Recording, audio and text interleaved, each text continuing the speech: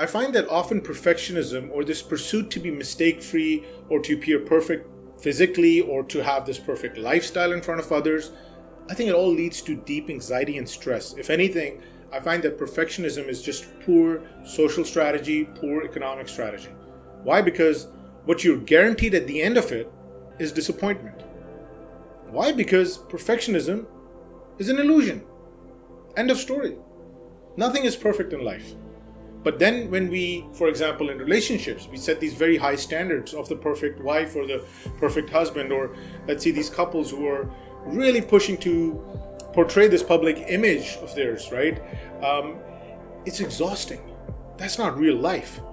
If anything, we are just being very cautious and just kind of carefully walking around our insecurities, not to stir up anything, not to spark anything, right? People eventually, in the long run, get fed up of these pressures to perform unnaturally, day in, day out. Perfectionism, therefore, can lead to mental health issues, and is considered to be one of the factors in mental disorders, including OCD, for example, obsessive compulsive disorder. If you switch to business, perfectionism is absolutely impractical. You see, a lot of these businesses, especially startups, it confuses me, but they'll say, if only we can get the right funding and the right recruitment, the right people, the right app, the right market, the perfect timing, the right competitive landscape, we can succeed, we can progress. Absolutely not. If anything, we know that actually starting something, doing something, making progress, failing at something, that is far, far better than having these unattainable perfectionist mindset. So perfectionism is impractical, and no businessman or woman should hold themselves to that standard. It's all about progress and continuous improvement. You cannot live with these extreme thought processes where it's all or nothing. It's if all falls in line, fantastic. If nothing falls in line, it's zero. You can't live in that world. Okay?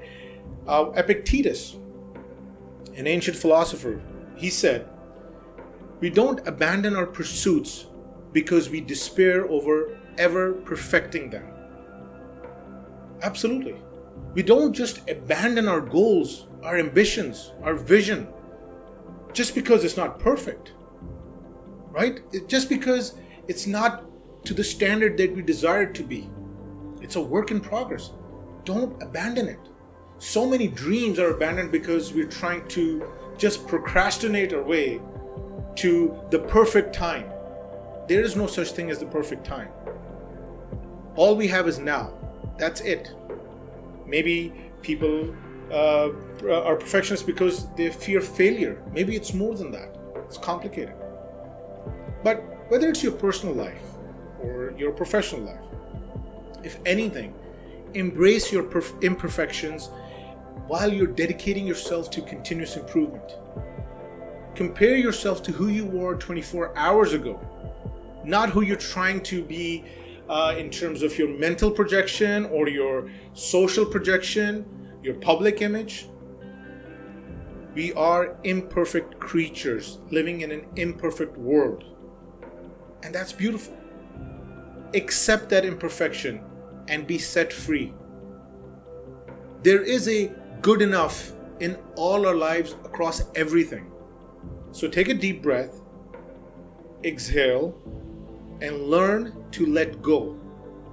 Level set your expectations of self and others, or you will never ever get rid of this feeling of perpetually being inadequate and unfulfilled in life.